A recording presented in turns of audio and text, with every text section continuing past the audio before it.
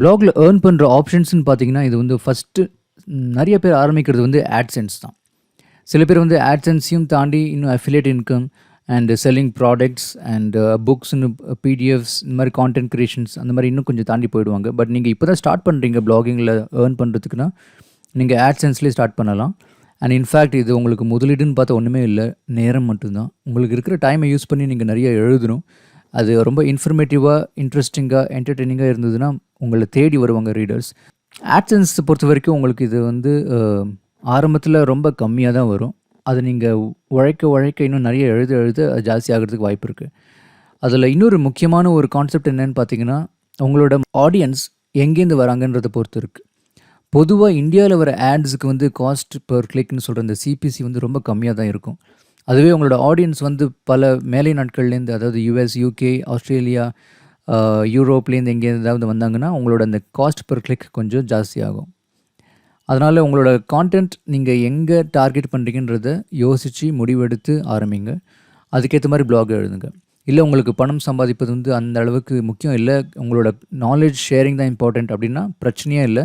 நீங்கள் என்ன எழுதினாலும் உங்களுக்கு அதுக்கு நிச்சயமாக சைடில் ஒரு வருமானம் வந்து கொண்டே தான் இருக்கும். நம்ம ஏற்கனவே ஒரு வீடியோவில் வந்து ப்ளாக் எப்படி ஆரம்பிக்கலாம் அப்படின்றத பார்த்தோம், ஃப்ரீ ப்ளாகர் ப்ளாக். அண்ட் இந்த வீடியோவில் முக்கியமாக நம்ம வந்து கூகுள் ஆட்சன்ஸை பற்றி டீட்டெயில்ஸாக பார்க்க போகிறதில்ல. ஆனால் உங்களுக்கு இதில் நிரந்தரமாக பிரச்சனை இல்லாமல் வருமானம் எப்படி வரணுன்றதை மட்டும் நம்ம ஃபோக்கஸ் பண்ணி இந்த வீடியோவில் பார்க்கலாம். எப்படி கான்டென்ட் க்ரியேட் பண்ணலாம் அப்படின்றத பார்ப்போம். அண்ட் இதை நீங்கள் எப்படி தக்க வச்சுக்கலான்றதை பார்க்கலாம். சில பேர் வந்து இதை வந்து ஒரு கொஞ்சம் பேராசையோடு அணுகுவாங்க. அதாவது நம்ம எங்கேருந்தாவது எப்படியாவது கான்டென்ட் எடுத்து போட்டு காப்பி பேஸ்ட் பண்ணி ஏதாவது பண்ணி நமக்கு மீம்ஸ் எல்லாம் போட்டு ஏதாவது பண்ணி நம்ம எப்படியாவது டிராஃபிக் வர வச்சு பணம் சம்பாதிக்கணும்னு நினைப்பாங்க.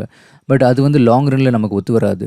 பட் இந்த வீடியோவில் வந்து நம்ம முறையாக உங்களோட சொந்த கருத்து, கவிதை, கதை, கட்டுரை இந்த மாதிரி நீங்கள் ஏதாவது எழுதி அது உங்களோட படைப்பு திறனை காமிச்சு ஒரு எக்ஸ்ப்ரெஷன், உங்களோட கலை ஆர்வத்தை நீங்கள் எக்ஸ்ப்ரெஸ் பண்ணுறதுக்கு ஒரு பிளாட்ஃபார்மாக இந்த ப்ளாகரை பார்த்து உங்களோட கான்டென்ட் அதில் ரெகுலராக நீங்கள் போஸ்ட் பண்ணி அதுலேருந்து உங்களுக்கு எப்படி பணம் சம்பாதிக்கலான்றதை பற்றி மட்டும் இந்த வீடியோவில் நம்ம பார்ப்போம். நீங்கள் கூகுள் ஆட்சன்ஸ் பற்றி கேள்விப்பட்டிருப்பீங்க. அப்படி கேள்விப்படலைன்னா இது வந்து ஆட்சன்ஸ் அப்படின்றது வந்து ஒரு கூகுளோட ஒரு ப்ராடக்ட்னு சொல்லும்போது அது வந்து அவங்களோட ஒரு மானிட்டைசேஷன் பிளாட்ஃபார்ம்னு சொல்லலாம். அது மூலமாக நம்ம பணம் சம்பாதிக்கலாம். அது எப்படி ஒர்க் பண்ணுறதுன்னா, நம்மளோட ஃப்ரீ ப்ளாகில் வந்து நம்மளோட இந்த ஆட்சன்ஸை லிங்க் பண்ணதுக்கப்புறம் ஒரு கொஞ்ச கால அவகாசத்துக்கு அப்புறம் அவங்க வந்து அதை அப்ரூவ் பண்ணி உங்களோட ப்ளாகில் ஆட்ஸ் போடுவாங்க. ஸோ விளம்பரங்களை போடுறதுனால இப்போ நீங்கள் பார்க்கலாம் இந்த ஸ்க்ரீன்ஷாட்டில் இந்த மாதிரி மேலே கீழே அந்த லே அவுட்டுக்கு ஏற்ற மாதிரி இல்லை கலர்ஸ்க்கு ஏற்ற மாதிரி மேட்ச் பண்ணி நம்மளோட ப்ளாகில் அவங்க ஆட்ஸ் போட்டுக்கலாம். ஸோ நீங்கள் அந்த அலோவ் பண்ணுறதுனால கான்டெக்ஸ்டுவல் ஆட்ஸ், அதாவது நீங்கள் எழுதுகிற கான்டென்ட்டுக்கு ஏற்ற மாதிரி ஆட் உங்களோட வியூவர்ஸ்க்கு அது இன்ட்ரெஸ்டடாக இருக்கும். அந்த மாதிரி கூட நீங்கள் ஆப்ஷன் செட் பண்ணிக்கலாம்.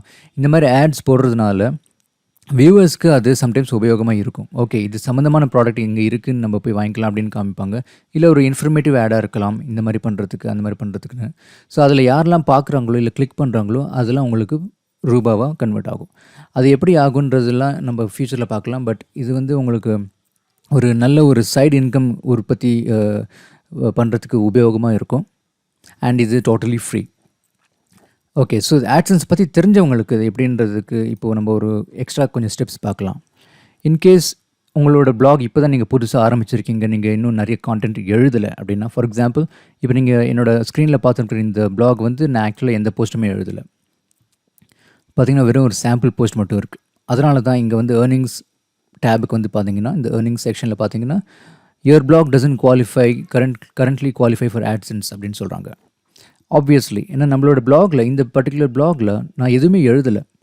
அப்படி நான் டெய்லி கன்சிஸ்டண்ட்டாக நிறைய கான்டென்ட் எழுதி அது மக்களுக்கு உபயோகமாக இருந்து அவங்க நிறைய பேர் வந்து என்னோடய ப்ளாகை விசிட் பண்ணி படிக்கிறாங்க, நிறைய டைம் ஸ்பெண்ட் பண்ணுறாங்க, அதுலேருந்து அவங்களுக்கு ஏதாவது கற்றுக்குறாங்க, உபயோகமாக ஏதாவது இன்ஃபர்மேஷன் இருக்குது அப்படின்னா ப்ளாகோட டிராஃபிக் ஜாஸ்தி ஆகும். ஸோ அந்த மாதிரி ஆக ஆக மக்களுக்கு உபயோகப்படுறது. ஸோ கூகுள் இந்த இடத்துல என்ன சொல்கிறாங்கன்னா, நீங்கள் ஓவரால் கான்செப்டை நீங்கள் புரிஞ்சுக்கோங்க. நீங்கள் க்ரியேட் பண்ணுற ஒரு விஷயம், அது எழுத்தாக இருக்கலாம், இல்லை ஏதாவது ஒரு படைப்பாக இருக்கலாம், இன்னொரு மனிதருக்கு அது உபயோகப்படும் வகையில் இருந்தால் உங்களுக்கு நிச்சயமாக பணம் தேடி வரும். அதுதான் இந்த ஆட்சன்ஸோட ஒரு கான்செப்ட். ஸோ இப்போ நம்ம இது என்னோட இன்னொரு ப்ளாக் இது.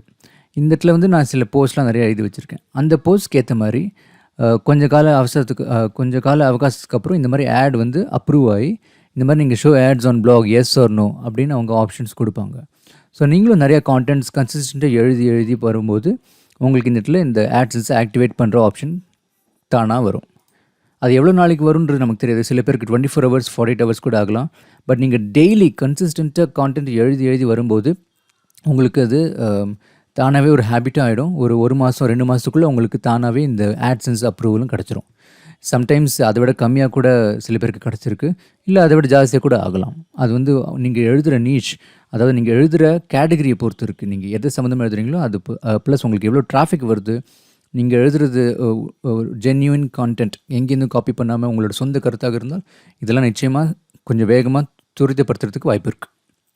ஓகே, இதை கொஞ்சம் நம்ம இன்னும் கொஞ்சம் டீட்டெயிலாக இறங்கி இன்னும் கொஞ்சம் டீப்பாக பார்க்கலாம். ஸோ டீட்டெயில்ஸ்னு சொல்லும்போது நீங்கள் கேட்கலாம், ஓகே இதில் வந்து எனக்கு அடுத்து நான் என்ன பண்ணணும், என்ன பண்ணால் சம்பாதிக்கலாம், இதுக்கு நான் எவ்வளோ நாள் வெயிட் பண்ண வேண்டியிருக்கும், இதுலேருந்து எவ்வளோ சம்பாதிக்கலாம், வர பணம் வந்து எங்கே போய் கிரெடிட் ஆகும், இது எல்லாமே உங்களோட மனசில் இருக்கலாம் இந்த கேள்விகள். இது எல்லாமே நம்ம இப்போ இந்த வீடியோவில் பார்ப்போம். ஓகே, ஸோ ஃபஸ்ட்டு இம்பார்ட்டன்ட் விஷயம் வந்து வயது. ஸோ இந்த பிளாகர் நீங்கள் இன்கேஸ் 18 வயசுக்கு கீழே இருந்தீங்கன்னா உங்களோட அப்பா அம்மா இல்லை யாரோ ஒரு கார்டியனோட பேங்க் அக்கௌண்ட்டை யூஸ் பண்ணி நீங்கள் இதில் என்ரோல் பண்ணிக்கலாம். உங்களுக்கு சொந்தமாக இதில் ஏர்னிங்ஸ் பண்ணுறதுக்கு டைரெக்டாக உங்களுக்கு பேங்க் அக்கௌண்ட்டில் இவங்க கொடுக்க மாட்டாங்க. ஸோ பேரண்ட்ஸ் கார்டியன் அவங்களோட பேங்க் அக்கௌண்ட் வச்சு யூஸ் பண்ணலாம். மற்றபடி மினிமம் ஏஜ் ரிக்குவயர்மெண்ட் அப்படின்னு பார்த்தீங்கன்னா இதுலேருந்து சம்பாதிக்கிறதுக்கு 18 வயசு பூர்த்தியாக இருக்கணும். அது முதல்ல நீங்கள் கவனிச்சுக்கோங்க. அடுத்ததாக உங்களோட பிளாக் நீங்கள் க்ரியேட் பண்ணும்போது அதோட லே அவுட்டை பற்றி நீங்கள் கொஞ்சம் டைம் ஸ்பெண்ட் பண்ணணும் ஆரம்பத்தில். ஓகே, ஆஸ் அ விசிட்டர் யாராவது உங்கள் பிளாகுக்கு வந்ததுக்கப்புறம் அவங்க எங்கே போய் ஃபஸ்ட்டு கிளிக் பண்ணுறாங்க, ஆஸ் அ ரீடர் நீங்களே உங்களோட பிளாகை விசிட் பண்ணும்போது உங்களுக்கு அது இந்த சில ஐடியாஸ்லாம் கிடைக்கும். பார்க்குறதுக்கு க்ளீனாக இருக்கட்டும், நீங்கள் தேவையில்லாத எக்ஸ்ட்ரா அனாவசியமான விஷயம்லாம் கொடுக்க வேண்டாம். மெனு ஐட்டம்ஸ்லாம் கொஞ்சம் ஆர்கனைஸ்டாக பார்க்குறதுக்கு இயற்கையாகவே அவங்க வந்து ஓகே அடுத்தது இதுதான் அப்படின்னு ஒரு தொடர்ச்சியோடு இருக்கிற மாதிரி பார்த்துக்கோங்க. கதை எழுதும்போது சில பேருக்கு இந்த மாதிரி நடை இருக்கணும்னு சொல்லுவாங்க. அந்த மாதிரி உங்களோட பிளாகில் கூட ஒரு நடை இருக்கணும். நீங்கள் எழுதும்போது நேச்சுரலாகவே அடுத்தது இதுதான் அப்படின்ற ஸ்டெப் பை ஸ்டெப் இருந்ததுன்னா அந்த நேவிகேஷன் உங்களோட வியூவர்ஸ்க்கு ரொம்ப ஈஸியாக இருக்கும். இந்த மாதிரி நீங்கள் அமைச்சு கொடுத்தீங்கன்னா உங்களுக்கு ரீடர்ஸ் நிறைய பேர் வருவாங்க, அவங்களும் நிறைய இன்னொருத்தருக்கெல்லாம் ஷேர் பண்ணுவாங்க, வந்து படித்து உங்களுக்கும் டிராஃபிக் ஜாஸ்தியாகும். ஸோ ஓவரால் நீங்கள் எழுதுகிற கான்டென்ட் ரொம்ப ஹெல்ப்ஃபுல்லாக இருக்கணும். அவங்க வந்து படித்து ஓகே இது நல்லா இருக்குன்னு தெரிஞ்சுக்கணும், அதாவது இன்ஃபர்மேட்டிவாக இருக்கணும், இல்லைனா என்டர்டெய்னிங்காக இருக்கணும். ஸோ நீங்கள் யோசிச்சிக்கலாம் எந்த மாதிரி உங்களோட ரீடர்ஸை நீங்கள் என்கேஜ் பண்ண போகிறீங்க அப்படின்ற கான்டென்ட் பிளானிங் நீங்கள் பண்ணி அதை ரெகுலராக எழுதினாலே மக்கள் நிறைய பேர் வருவாங்க. ஸோ நீங்கள் இந்த ஸ்க்ரீனில் பார்க்குற மாதிரி lay out and navigation very important. பார்க்குறதுக்கு ஈஸியாக இருக்கணும், நேவிகேட் பண்ணுறதுக்கு நேச்சுரலாக வரணும், எது எங்கே இருக்குன்னு அப்படின்னு தேடக்கூடாது மக்கள். அப்படியே தேடணும்னா கூட நீங்கள் ஒரு சர்ச் பார் அதில் ஃபிட் பண்ணிக்கோங்க பிளாகில். பார்க்குறதுக்கு க்ளீனாக இருக்கணும், நீங்கள் எழுதுறது எல்லாமே ஹெல்ப்ஃபுல்லாக இருக்கணும். ஓகே, அடுத்தது கான்டென்ட் க்ரியேஷன். ஸோ இந்த இடத்துல தான் நிறைய பேர் பாதிலேயே விட்டுடுறாங்க. ஆரம்ப காலத்தில் ஒரு வாரம் எழுதுவாங்க, அப்புறம் ஒரு 10 நாளைக்கு எழுதுவாங்க, அதுக்கப்புறம் மேபி சோம்பல் வரலாம், இல்லை வேறு ஏதாவது முக்கியமான வேலைக்கு போயிடலாம், அந்த மாதிரி வேறு ஏதாவது நீங்கள் எப்படியாவது பண்ணி சில பேர் வந்து பிளாகை டிஸ்கண்டினியூ பண்ணிடுறாங்க. இதனாலேயே பிளாக் நிறைய பேர் ஆரம்பிக்கிறவங்க பாதி தான் கிடக்குறாங்க, மீதி வந்து அந்த ஏர்னிங்ஸ் இது வர வரைக்கும் அவங்க பொறுக்கிறதில்ல. ஸோ இந்த இடத்துல பிளானிங் வெரி இம்பார்ட்டண்ட். திட்டமிடுதல். உங்களோட கேலண்டரில் ஒரு 30 நாள் இருக்குன்னா ஒவ்வொரு நாளுக்கும் நீங்கள் என்ன எழுத போகிறீங்க அப்படின்ற நீங்கள் ஒரு கொஸ்டின் அண்ட் ஆன்சர் ஃபார்மேட்டில் எழுதி ஒரு திட்டமிட்டு பிளான் பண்ணி வச்சுக்கோங்க. அண்ட் டிசிப்ளினோட அந்த எவ்ரிடே நீங்கள் பிளான் பண்ணதை கண்டிப்பாக வந்து கட்டாயம் நீங்கள் எழுதி ஆகணும். அந்த மாதிரி நீங்கள் எழுதினா தான் இந்த பிளாகிங் வந்து ஒரு உங்களுக்கே ஒரு அக்கம்ப்ளிஷ்மெண்ட், ஒரு ஓகே நம்ம இது பண்ணியிருக்கோன்ற ஒரு திருப்தி வரும். ப்ளஸ் உங்களோட ரீடர்ஸ் நாளுக்கு நாள் அதிகரிச்சுனே போகிறதுக்கு வாய்ப்பு இருக்கும். அவங்களும் வந்து ஓகே இது நல்லா இன்ஃபர்மேட்டிவாக இருக்குன்ட்டு அவங்களுக்கும் ஏதாவது கற்றுக்கிறதுக்கு வாய்ப்பு இருக்கும். ஸோ நீங்கள் ஒரு கேலண்டர் யூஸ் பண்ணி நீங்கள் அதில் பிளான் பண்ணி மேபி ஒரு கூகுள் ஷீட்ஸ் இல்லை ஒரு எக்ஸல் ஃபைல் எடுத்து நீங்கள் பிளான் பண்ணிக்கோங்க. இதுதான் எழுத போகிறோம், எழுத போகிறோம் எழுதணும். ஓகே, நீங்கள் கேட்கலாம், ஓகே நான் இந்த மாதிரி பிளானிங்லாம் பண்ணிட்டேன், பட் இருந்தாலும் எனக்கு நிறைய கான்டென்ட் கிடைக்க மாட்டேங்குது, அப்படின்னு என்ன பண்ணலாம் அப்படின்னு. அதை பற்றி நான் உங்களுக்கு ஒரு சில டெக்னிக்ஸ்லாம் காமிக்கிறேன். சில ட்ரிக்ஸ்லாம் இருக்குது. அது மூலமாக உங்களுக்கு நிறைய கான்டென்ட் கிடச்சுட்டே இருக்கும். அதை பற்றி நம்ம பார்க்கலாம் இன்னும் கொஞ்சம் நாளில்.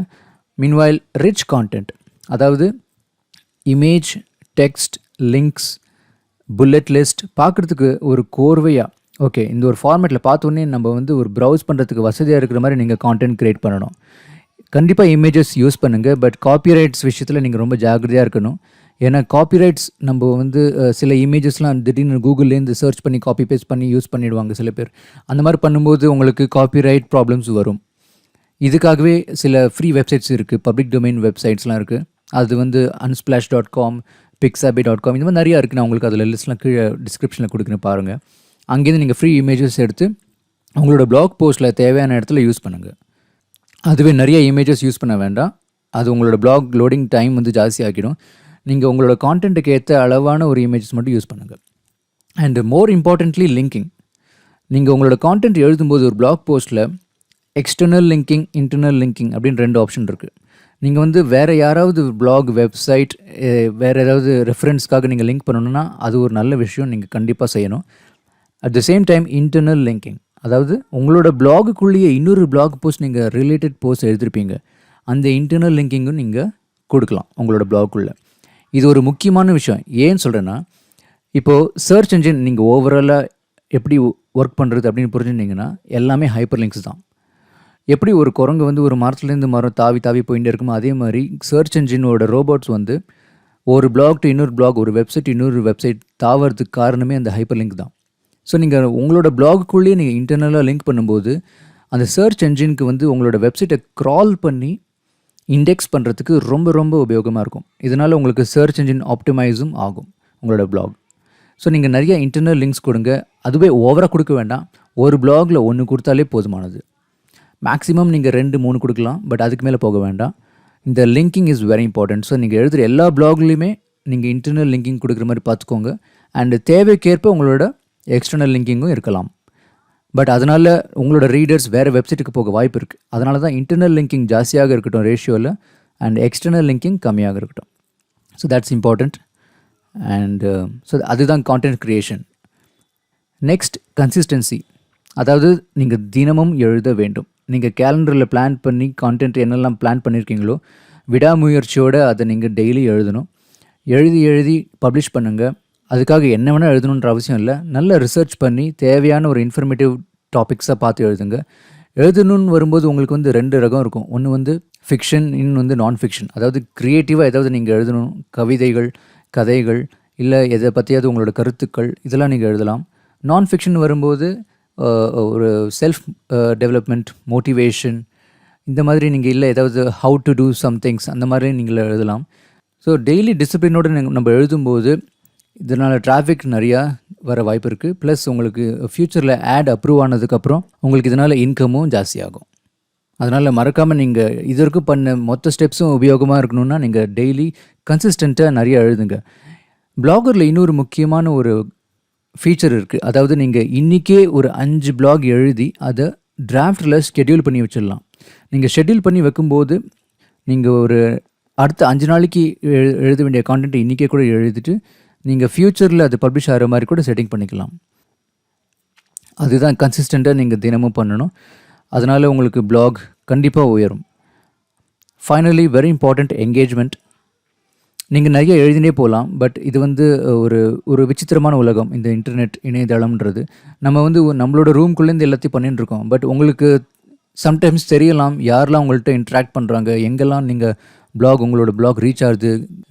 பல நாடுகள்லேருந்துலாம் வந்து விசிட்டர்ஸ் வராங்க. பட் நீங்கள் அவங்களோட இன்ட்ராக்ட் பண்ணாமல் இருந்தால் அவங்களுக்கு என்ன தேவைன்றது உங்களுக்கு ஒரு கட்டத்துக்கு மேலே புரியாமல் போயிடும். அதனால் அவங்க எழுதுகிற காமெண்ட்ஸ் நீங்கள் இன்ட்ராக்ட் பண்ணுங்கள், காமெண்ட்ஸ்க்கு ரிப்ளை பண்ணுங்கள், கொஸ்டின்ஸ் கேளுங்க. உங்களோட பிளாகை உங்களோட ஃப்ரெண்ட்ஸ் கிட்ட, ஃபேமிலி கிட்ட, ஃபேஸ்புக்கில், ட்விட்டரில் எங்கேயாவது ப்ரொமோட் பண்ணுங்கள். Promote in the sense ad போட சொல்லலை, பட் நீங்கள் உங்களோட லிங்க்கை ஷேர் பண்ணுங்கள். அதுவும் நம்ம டூ மச்சாக பண்ணாலும் நல்லா இருக்காது. தேவையான ஆடியன்ஸ் தெரிஞ்சு பண்ணுங்கள். அண்டு நிறைய பேரோட நிறைய என்கேஜ் பண்ணி அவங்களுக்கு தேவையானது கொடுங்க, நன்றி சொல்லுங்கள். அவங்களுக்கு கொடுக்குறது எல்லாம் உபயோகமாக இருக்கா அப்படின்னு கேட்டு தெரிஞ்சுக்கோங்க. இந்த மாதிரி ஒரு என்கேஜ்மெண்ட் பண்ணணும். என்கேஜ் பண்ணி நீங்கள் உங்களோட ஆடியன்ஸ் பற்றி நிறைய தெரிஞ்சுன்னு நீங்கள் பிளாக் எழுதினீங்கன்னா உங்களோட பிளாக் இன்னும் பல மடங்கு உயரும். இது வந்து இன்க்ரிமெண்டல் உயர்வு இல்லை, எக்ஸ்பொனென்ஷியல் உயர்வாக மாறும். ஏன்னா உங்களோட ஆடியன்ஸ்க்கு தேவையானது நீங்கள் எழுதும்போது அவங்க அதை நிச்சயமாக அவங்களோட ஃப்ரெண்ட்ஸ்க்கு ஷேர் பண்ணுவாங்க. அப்படி தான் உங்களோட பிளாகோட வளர்ச்சிக்கும் காரணமாக இருக்கும். ஸோ இதெல்லாம் தான் மெயின் டீட்டெயில்ஸ். இது வந்து எடுத்தோம் கவுத்தோம் நம்ம பண்ண முடியாது. நீங்கள் ஸ்டார்டிங்கில் நிறைய ஹார்ட் ஒர்க் பண்ணி உங்களோட ஆட்சன்ஸ் வர்ற வரைக்கும் நீங்கள் கான்டென்ட் எழுதிகிட்டே இருங்க. முக்கியமாக ஆட்சன்ஸ் அப்ரூவல் ஆனதுக்கு அப்புறம் நிறையா எழுதுங்க. அப்போ தான் உங்களுக்கு இந்த ஏர்னிங்ஸும் தொடர்ந்து வளர்ந்துட்டே இருக்கும். இதுக்கு எல்லையும் இல்லை. ஓகே. ஸோ கான்டென்ட் க்ரியேஷன் பற்றி பேசும்போது நான் உங்களுக்கு சில ஐடியாஸ் தர, அதை நீங்கள் பார்த்து நிச்சயமாக நீங்கள் உங்களுக்கு உபயோகமாக இருக்கும்னு நம்புகிறேன். கோரா அப்படின்னு ஒரு வெப்சைட் இருக்குது. நிச்சயமாக அது பல பேருக்கு தெரிஞ்சிருக்கும். நீங்கள் எந்த டாபிக் எழுதுறீங்களோ அது சம்மந்தமான கேள்விகள் இங்கே ஏற்கனவே நிறைய பேர் கேட்டிருப்பாங்க. நம்ம கோராவில் போய் இந்த மாதிரி சம்மந்தப்பட்ட கேள்விகள் தான் நம்ம இதுலேருந்து நம்ம ஒரு இன்ஸ்பிரேஷனுக்காக எடுத்துக்க போகிறோமே தவிர இதை காப்பி பண்ண போகிறதில்ல. முக்கியமாக இதில் வர ஆன்சர்ஸை நம்ம அறவே காப்பி பண்ணக்கூடாது. ஸோ ஃபார் எக்ஸாம்பிள் நீங்கள் ரன்னிங் பற்றி எழுதுகிறேன்னு வச்சுப்போம். ஸோ ரன்னிங் அப்படின்னு நீங்கள் கோராவில் போய் சர்ச் பண்ணிங்கன்னா நீங்கள் இங்கே பார்க்கலாம், what are the best running shoes. இது எவ்வளோ பேர் ஃபாலோ பண்ணுறாங்க? ஆல்மோஸ்ட் 300+ பேருக்கு இந்த கேள்வி இருக்குது. Okay, does running work for losing wait? அப்புறம் ரன்னிங்கிற ஒரு ஆக்டிவிட்டி பற்றின ஒரு டாப்பிக்கே இருக்குது. இது நீங்கள் பார்க்கலாம். இங்கே 1.2 மில்லியன், ஆல்மோஸ்ட் 10-12 லட்சம் பேர் இதை ஃபாலோ பண்ணியிருக்காங்க. What can I do to improve my running performance? Maybe உங்களுக்கு ரன்னிங் பற்றின டிப்ஸ் உங்கள்கிட்டே இருக்கலாம். ஸோ இந்த மாதிரி ரன்னிங் பெர்ஃபார்மன்ஸ் இம்ப்ரூவ் பண்ணுறதுக்கான சில டெக்னிக்ஸ் உங்கள்கிட்ட இருக்கலாம். அதை நீங்கள் ஷேர் பண்ணலாம். இந்த மாதிரி உங்களுக்கு நிறைய ஆப்ஷன்ஸ் கிடைக்கும். Similar to Quora almost, but different. இது வந்து கீவேர்ட் சர்ச்சஸ். பிகாஸ் நீங்கள் கான்டென்ட் எழுதும்போது மோஸ்ட்லி நீங்கள் கீவேர்ட்ஸ், கீ ஃப்ரேசஸ் இதெல்லாம் யூஸ் பண்ணி நீங்கள் டைப் பண்ணிங்கன்னா உங்களுக்கு சர்ச் இல்லை கூகுள் சர்ச்சில், பிங் சர்ச்சில், யாஹூ சர்ச்லலாம் சர்ச் பண்ணும்போது உங்களோட பிளாக் மேலே வரதுக்கு வாய்ப்பு இருக்குது. ஸோ நீங்கள் சர்ச் பண்ணலாம். இந்த இடத்துல வந்து ஃபார் எக்ஸாம்பிள் இந்த பார்சர் அப்படின்ற டூல் ஒன்று இருக்குது. இந்த விஷயத்தில் ஒரு நல்ல விஷயம் என்னென்னு பார்த்தீங்கன்னா, இங்கே August 31, 2020 வரைக்கும் இவங்க இந்த சில பிளான்ஸ்லாம் ஃப்ரீயாகவே கொடுக்குறாங்க. இது $0. ஸோ இதெல்லாமே நீங்கள் யூஸ் பண்ணிக்கலாம். இதில் அன்லிமிட்டட் நம்பர் ஆஃப் கீவேர்ட்ஸ் கூட சர்ச் பண்ணிக்கலாம். இப்போ உதாரணத்துக்கு வந்து இங்கே இந்த ரன்னிங்கை பற்றி இதில் நம்ம பார்க்கலாம்.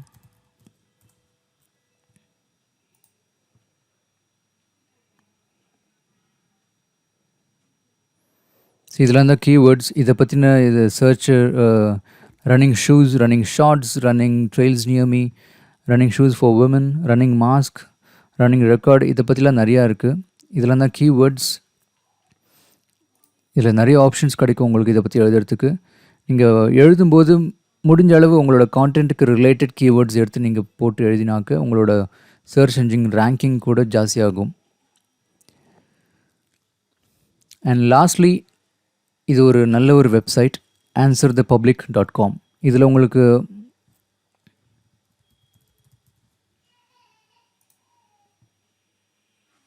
ரன்னிங் அப்படின்ற ஆப்ஷன் வந்து சர்ச் பண்ணி பார்த்தீங்கன்னா